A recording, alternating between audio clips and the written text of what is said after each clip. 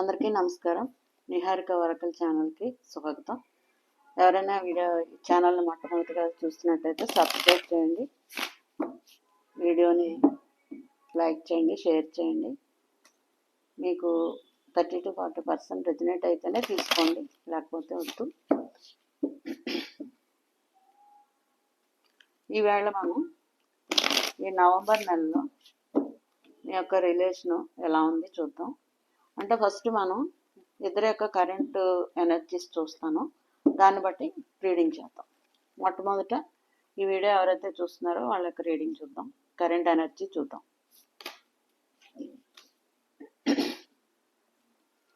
మీరు ఈ రిలేషన్ విషయంలో మీ కరెంట్ ఎనర్జీ ఇది. వీడియో ఎవరైతే చూస్తున్నారో వారి కరెంట్ ఎనర్జీ చాలా పెయిన్ఫుల్ సిచ్యుయేషన్లో ఉన్నారు, చాలా ఆలోచనతోనూ 9 of Swordsతో చాలా పెయిన్ఫుల్ సిచ్యుయేషన్లో ఉన్నారు. ప్రజెంట్ ఎనర్జీ మీది. మీ రిలేషన్లో చాలా ఆలోచన, ఇక ఇది నేను భరించలేను అనేటటువంటి చాలా ఇమోషనల్ డిప్రెషన్లో ఉన్నారు మీరు. అవతల వ్యక్తి యొక్క కరెంట్ ఎనర్జీ, ఆ వ్యక్తి అయితే మరి చాలా వేగంగా ఈ రిలేషన్లో ముందుకు వస్తున్నట్లుగా కనబడుతుంది. అయితే రెండు చాలా డిఫరెంట్గా ఉన్నాయి ఎనర్జీస్. అవతల వ్యక్తి ఎనర్జీ చాలా వేగంగా ఈ రిలేషన్ వైపు ముందుకు వస్తున్నట్టుగా కనబడుతుంది. అయితే మీరెందుకో చాలా పెయిన్ఫుల్ సిచ్యుయేషన్లో రిలేషన్ని బట్టి ఉంటున్నట్టుగా కనబడుతుంది. ఈ రెండు ఎనర్జీస్ని బేస్ చేసుకుని ఈ కరెంట్ ఎనర్జీ మీ విషయంలో ఎందుకు ఎలా ఉందన్నది క్లారిఫై చేద్దాం. ప్లీజ్ యూనివర్స్ దీనికి క్లారిఫికేషన్ ఇవ్వండి. 9 of Swordsకి clarification.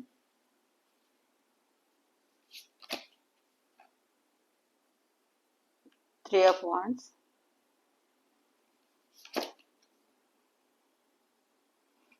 the World card,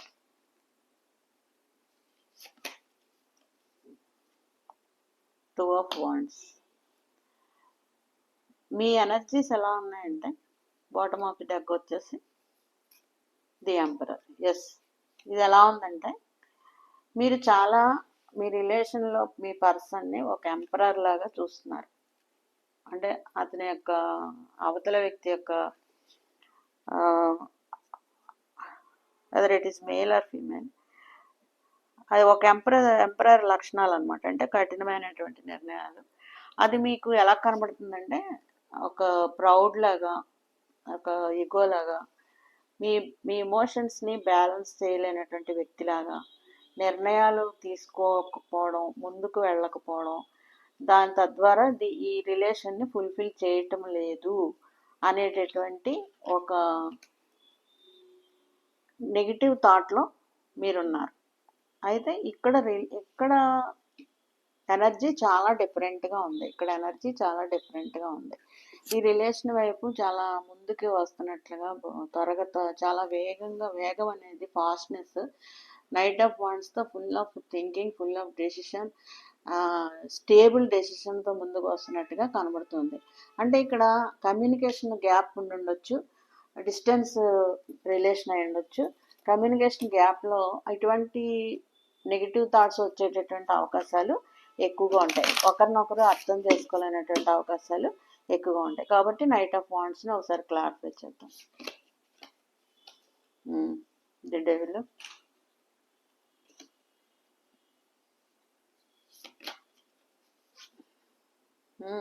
Seven of Swords,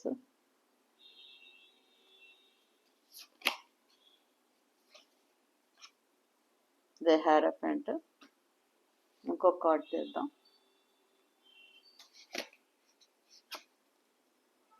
Five of Pentacles. ఇక్కడ ఎలా ఉందంటే చాలా వేగవంతమైనటువంటి అంటే వేగంగా వచ్చేటటువంటి సూచన, మీ దగ్గరికి వేగంగా రావాలనేటువంటి ఒక నిర్ణయము, సూచన చాలా ఫాస్ట్గా కనబడుతుంది. ప్యాషన్ కనబడుతుంది, డెవిల్ ఎనర్జీ కనబడుతుంది. అంటే మీతో మీ పొజిటివ్నెస్ ఇవన్నీ కూడా కనబడుతున్నాయి. అంటే ఒక ఫిజికల్ అట్రాక్షన్ బాగా కనబడుతుంది. డెవిల్ ఎనర్జీ కనబడుతుంది. మీరంటే చాలా ప్యాషన్ ఉంది, పొజిటివ్నెస్ ఉంది, అన్నీ ఉన్నాయి. అయితే ఇది ఈ 7 ఆఫ్ సోర్స్‌తో కొంచెం ఆలోచించుకోవాల్సినటువంటి కార్డు. దీన్ని క్లారిఫై చేద్దాం. లేదు అంటే పరిస్థితులను బట్టి వెనక్కి చూసేటటువంటి, తనకున్నటువంటి పరిస్థితుల్ని వెనక్కి చూసేటటువంటి సందర్భమే తప్ప అదర్ యాక్షన్ అయితే ఏం కనబడట్లేదు. ది యారఫెంట్ అంటే ఒక అంటే ఎవరితోనో కాంటాక్ట్ చేసి ఈ రిలేషన్ మంచిదా కాదా ఒక నిర్ణయం తీసుకోవాలి స్పిరిచువల్గా. ఒక మత గురువులతో దగ్గర కానీ పెద్దవాళ్ళ దగ్గర కానీ నిర్ణయం తీసుకుని ముందుకు సాగాలి. పరిస్థితి ఎలా ఉన్నప్పటికీ ఆశాజనకంగా లేకపోయినప్పటికీ కూడా ముందుకు సాగాలి అనేటటువంటి ఉద్దేశం అయితే ఇక్కడ కనబడుతుంది. మీరైతే మరి ల్యాక్ ఆఫ్ కమ్యూనికేషనా, లేకపోతే ఇద్దరి మధ్యన అండర్స్టాండింగ్ లేక, లేదా మీ నెగిటివ్ థింకింగ్ చాలా అంటే ఆ వ్యక్తిని ఒక అర్థం చేసుకోవాలని ఒక ఇన్నోసెన్స్లో కనబడుతుంది. కాబట్టి మీరు ముందుకు వెళ్ళడానికి అవుట్కమ్ అనేది ఎలా ఉంటుందో చూద్దాం. అవుట్కమ్ ఈ రిలేషన్లో అంటే మీకున్నటువంటి నెగిటివ్ థాట్స్, మీకు కూడా ఈ వ్యక్తి యొక్క ప్రవర్తన మీకు కొంచెం నచ్చటం లేదు. అంటే ఒక సాఫ్ట్నెస్, మీరు ఏం కోరుకుంటున్నారంటే ఒక లవ్వింగ్ అండ్ కేరింగ్ కోరుకుంటున్నారు. ఇక్కడైతే ఒక డిసిప్లిన్, ఒక లాజికల్గా ప్రాక్టికల్గా ఆలోచించేటటువంటి తత్వం కనబడుతుంది. ఈ తత్వానికి మీ ఇమోషనల్ ఫీలింగ్స్కి సెట్ కావట్లేదు. ఇది మీ ఫీలింగ్. అయితే ఇక్కడైతే స్టేబుల్ ఆఫ్ డెసిషన్ ఉంది, మీరంటే ప్యాషన్ ఉంది బాగా. ఆ తర్వాత అన్నీ చర్చించి నిర్ణయం తీసుకునేటటువంటి ఇది కూడా ఉంది. అయితే అక్కడ ఉన్నటువంటి కొన్ని పరిస్థితులు వాళ్ళని వెనక్కి తిరిగేలా చూస్తున్నప్పుడు మీకు ఇటువంటి భావాలు కలగడం అనేది సహజం అనమాట. అలాంటప్పుడు ఈ ఈ మీరు కొద్దిగా అవేకన్ అవ్వాల్సినటువంటి అవసరం ఉంది, గైడెన్స్ తీసుకోవాల్సినటువంటి అవసరం ఉంది. ఈ ఈ ఒక్క పరిస్థితి కనుక మారితే ఈ రిలేషన్ చాలా బాగుంటుంది. అవుట్కమ్ అనేది 4 ఆఫ్ వాండ్స్తో సెలబ్రేషనే జరుగుతుంది. పాత స్మృతులను జ్ఞాపకం తెచ్చుకోండి, ఒక నిర్ణయం తీసుకోండి.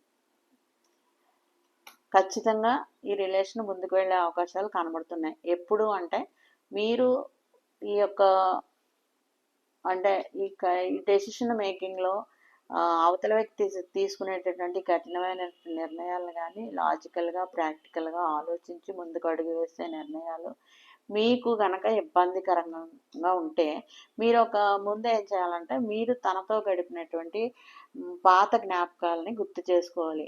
అంటే ఎలా ఉన్నారు మీరు, ముందు ఎలా ఉన్నారు, ఇప్పుడు కూడా అదే నడుస్తుందా, ఆ గ్రాఫ్ని మీరు కంపేర్ చేసుకోండి. ముందు ఎలా ఉన్నారు, ఇప్పుడు ఎలా ఉన్నారు అనేది కంపేర్ చేసుకుంటే మీకు ఒక పిక్చర్ వస్తుంది అనమాట. ఆ సిచ్యుయేషన్ ఎలా ఉంది, ప్రజెంట్ సిచ్యుయేషన్ ఎలా ఉంది, ముందు నుంచి అంతే ఉందా, లేదా కొద్దిగా ఏదైనా మార్పు వచ్చిందా, లేదా గతం తాలూకు ఏదైనా పెయిన్ ఉందా మీకు, లేదా అంతా బాగానే ఉందా, ఈ ప్రజెంట్ సెన్స్లో నేను ఎలా బిహేవ్ చేయాలన్నది మీరు ఒకసారి తలంచుకోండి. మీ రిలేషన్ ఎలా మొదలైంది, దానికి ఏర్పడినటువంటి దారులు ఏంటి, ప్రజెంట్ ఏ సిచ్యుయేషన్లో ఉన్నారు, మీరు ఏమి ఆశిస్తున్నారు అన్నది మీరు కొంచెం ఆలోచించుకొని 2 నిర్ణయాల్లో జగిల్ అవ్వద్దు.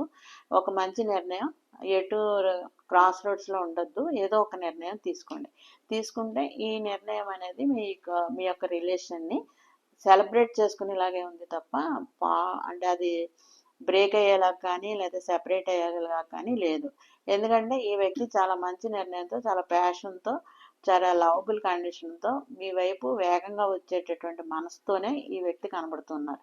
అంటే ఇక్కడ మీరు కొంచెం వెనక్కి లాగే పరిస్థితులు, అనుమానంతోనూ లేకపోతే లేదా వాళ్ళ యొక్క నేచర్ నచ్చక, అంటే అడ్జస్ట్ అవ్వలేక కొంచెం వేరుగా తలస్తున్నారు. కాబట్టి ఇది మీరు కొంచెం ఆలోచించి తర్వాత మీకు మీరు నిర్ణయం తీసుకోవాలి. అంటే కొంచెం స్పేస్ తీసుకోండి, కొంచెం హీల్ అవ్వండి, నిదానంగా ఆలోచించుకోండి. మీరు ఏమి అయితే ముందు రిలేషన్లో ముందు స్థితిగతుల్లో ఎటువంటి ఫేజ్ని ఫేస్ చేశారు అన్నది కూడా ఒకసారి ఆలోచించుకుంటే మీ రిలేషన్ ముందుకెళ్ళడానికి చాలా అవకాశాలు కనబడుతున్నాయి. అయితే మీరు ఎటువంటి ఆలోచన విధానం చేస్తే ఇందులోంచి బయటకు వస్తారు, మీకు ఆలోచించండి. చూడండి, మీరు వెంటనే మనం ఏదైనా సీడ్ వేసినప్పుడు అది వెంటనే ఫలించదు. దాన్ని మనం ఆలోచించి, అంటే దాని వైపు నిదానించి చూడాలి. కొన్ని రోజులు పడుతుంది, లేదా కొన్ని నెలలు పడుతుంది, కొన్ని వారాలు పడుతుంది. ఫలించడానికి కొంత సమయం పడుతుంది అనమాట. అప్పటి వరకు పేషెన్స్ అనేది అవసరము. 8 ఆఫ్ పెంటికల్స్ స్టేబుల్. ఒక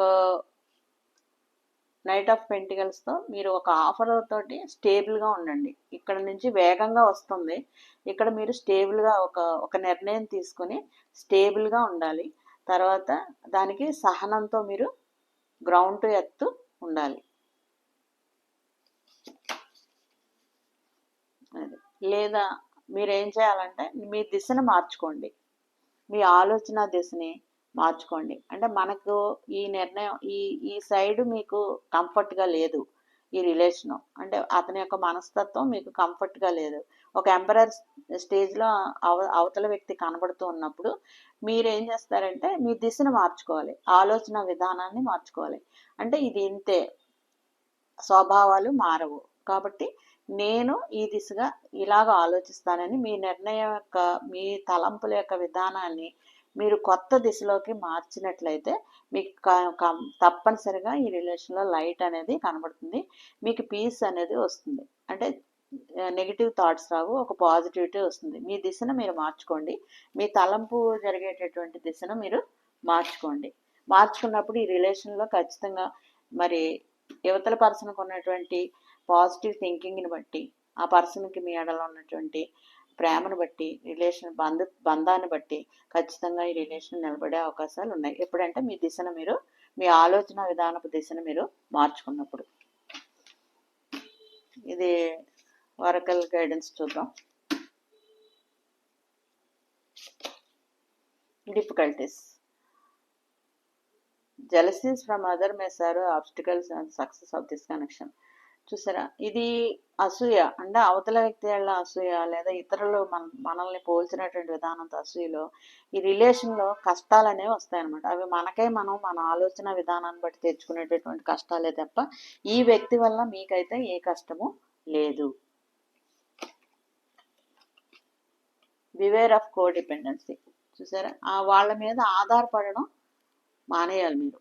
అంటే ఆ లవ్ కోసం మీరు వాళ్ళ మీద ఆధారపడి మిమ్మల్ని మీరు ప్రేమించుకోవడం నేర్చుకోండి. సెల్ఫ్ లవ్ అనేది చాలా ఇంపార్టెంట్.